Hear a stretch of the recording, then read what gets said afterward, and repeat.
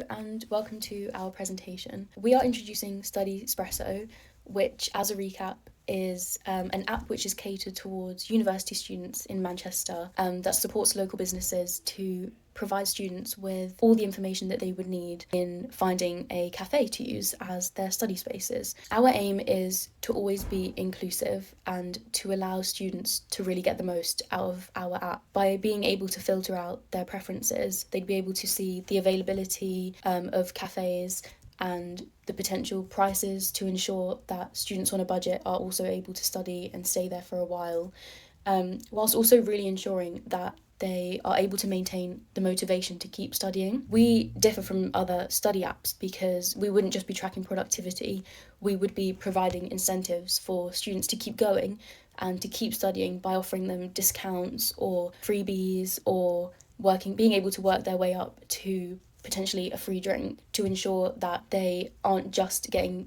the studying out of the app, it's also the motivation and the incentive to keep going. Some of our competitors are StudySpace and Quiet Corner, which differ to us because StudySpace is just catered towards University of Manchester students, so we would be ensuring that we are open to all university students in Manchester and really providing them with every source of information that they may want to find the best place that is suited for them. We wouldn't just be, excluding some unis or including some unis. It would be for everybody to be able to use it. So some of our premium features might include a more in-depth record of your productivity and potentially spotting any gaps or giving advice on where to fix things or where to, ensure that they're really getting the most out of it, including having more discounts, possibly including more freebies as well, to really provide them with the motivation that we would hope they would have. This is just an AI template of a more in-depth version of our preview of the app design and layout. We wanted to hear from university students aged 18 to 21, our key target audience, to assemble information stemming from our business idea. To do this, we carried out a primary survey which was sent across Instagram, an app that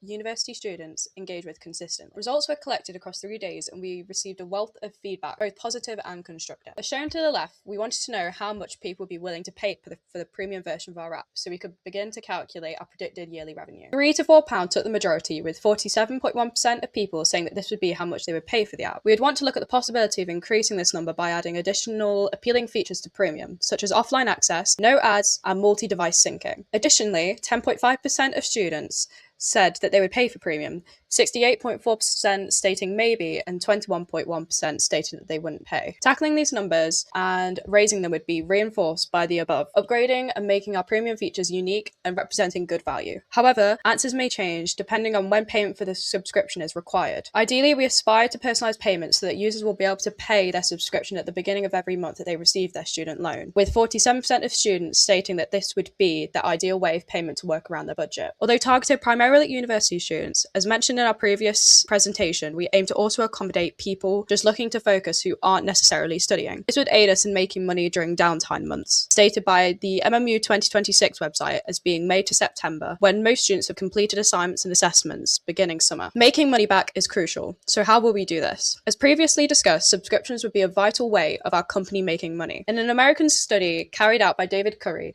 it was found that in 2023, app subscriptions generated over $45.6 billion, inferring that this will be our main target of revenue. Additionally, partnerships with other businesses such as Uni Days and Student Beans should make a positive financial impact. App subscriptions will provide us with a steady and accurate representation of how much annual turnover we will be making. Over time, numbers will begin to grow and add up. Student Beans is an app offering discounts for students directly targeting Gen Z.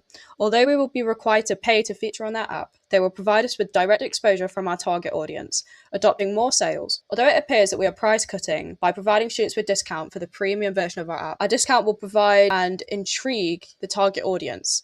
Over time, although the margins are lower, more people will invest, leading to a higher total revenue while keeping students within budget. Now, looking at our finances, we came up with projections of how much our revenue and costs would look like within a 12-month period. As a small startup, we would want to build our bank balance first. We would do this through our own pocket, lending from family and friends, and crowdfunding through sites like Kickstarter, aiming for an initial balance of £20,000. This would then cover our first cost. Creating our app, we would use Adalo. They are an AI-focused app host that includes Google Map integration. Including this, we hire a freelance designer and developer to make our app, as well as Google and Apple fees, domain name, and Adalo Barlow Pro, this would result in an initial cost of £4,750. This would fit our budget, leaving us with £15,250 as a contingency and backup plan. However, our monthly cost would be less as some costs have one-time payments, and we would be only hiring our developer once per month for maintenance within our app, which would make our monthly cost £797. Looking at our revenue, we would be mainly focusing on our premium feature, which we would be charging for £4 per month. According to the 2026 freemium conversion report, typical freemium to premium conversions range from 3 to 5%. We use a realistic average of 4% rate, and if we were to reach 5,000 users, we would expect 200 premium subscribers. This would then generate us approximately £800 per month. We would also be charging small cafes £10 per month for promotion within our app. As well, with our student bean affiliation, we would be making our monthly revenue to be about £1,160. Looking at our burn rate, this would then be in the negative, meaning that we have profit to reinvest back into the app. Finally, looking at our runway, as we have £15,000 and we spend £797 a month, we would then last 90 months. And as we are only looking at 12-month projections, this shows that our business is viable and can work. To estimate how well our business will be doing, we will be using the VRIO model.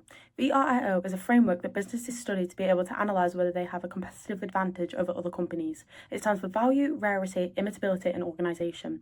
The first one is value, which StudySpresso provides by helping students find the best place to study while also improving their overall experiences. StudySpresso goes further than the apps that already exist but are similar by opening to the general public and not just university students. This adds extra value because it combines productivity with reward and convenience. Next is rarity. StudySpresso is more unique compared to the apps that are already on the market, such as the previously mentioned Quiet Corner. This means that our business stands out by offering a wider range of locations. This makes it more distinctive and increases the rarity in the market. The next is imitability. Since there are already similar apps, it shows that the basic idea of finding a study space can be copied. However, StudySpresso is harder to imitate because of its combination of features such as cafe partnerships and its broader target audience. Building the partnerships with strong brands would take time and is more difficult to copy for competitors. The last point is organisation. The business would have to be well organised so it is able to take advantage of its strengths, such as managing partnerships with cafes and maintaining the app. If this is done effectively, the business will be able to exploit its competitive advantages. StudySpresso has three main constraints. From a market perspective, students are very price sensitive, with around 70% saying they would avoid paid apps unless the value is clear. So we keep the price low and offer free trials. Operationally, Manchester has over 800 cafes, and because noise levels and seating charts changes constantly, making accurate data is difficult, which is why we focused on Manchester and the main universities to keep our information updated. Technically, features like noise levels or seating availability require sensors,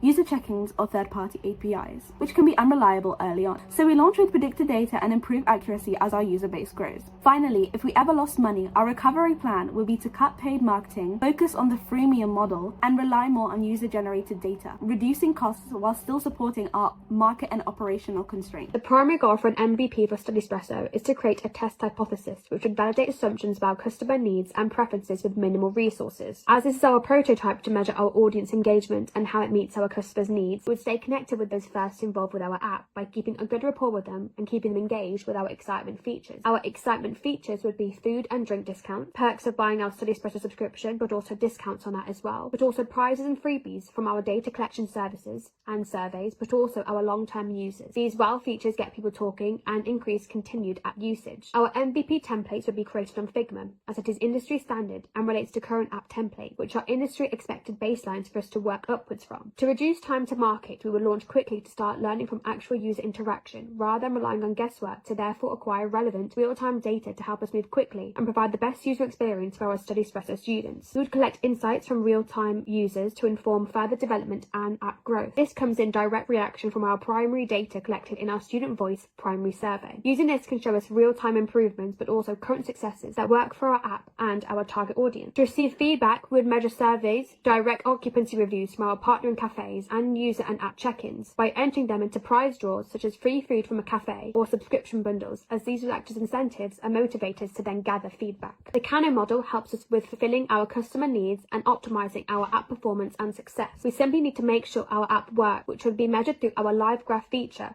by monitoring any app crashes. Our performance features would need to be strong and smooth, such as speed and accuracy in terms of monitoring availability of local cafes. The better these are, the happier our users. Measuring app performance involves tracking key metrics like launch time, response time, crash rates, and resource usages. such as the CPU, memory, and battery, which are all elements that we would measure to ensure the app quality is up to its best, and we'll put these into a graph to visually see the data collected over time as it would track real-time activity. This is a mock example of a sample performance graph created using AI. Additionally, we would measure the app performance and the app downloads when StudySpresso first launches it in Freshers Week for the first 3 universities: Manchester Metropolitan, University of Manchester, and Salford University, which are the most popular Manchester universities according to StudyIM. We would measure the app purchases such as subscriptions, purchases of food and drink via the app, and discounts used through StudySpresso to purchase cafe menu items with our partnering cafes. For a new app launching in the UK using 2026 as the year and the beginning of the month, it brings modest numbers unless backed by significant marketing, which we'll receive from our student beans, our partnering cafes, and our universities. Whilst top apps see millions of downloads, the large majority of new apps start with fewer than 1,000 to 5,000 downloads in the first month. An average startup would be about 500 to 1,000 downloads in the first month. Our peak download times would be during times such as Freshers Week at universities, motivating students to download the app with discounts, freebies, etc. And once they've downloaded them in Freshers Week, they would get freebies from our partnering cafes, such as food and drink samples of their popular items, to then promote their own goods that they sell, in turn increasing our app popularity whilst building up their Manchester status. Here are the references used in our presentation for StudySpresso.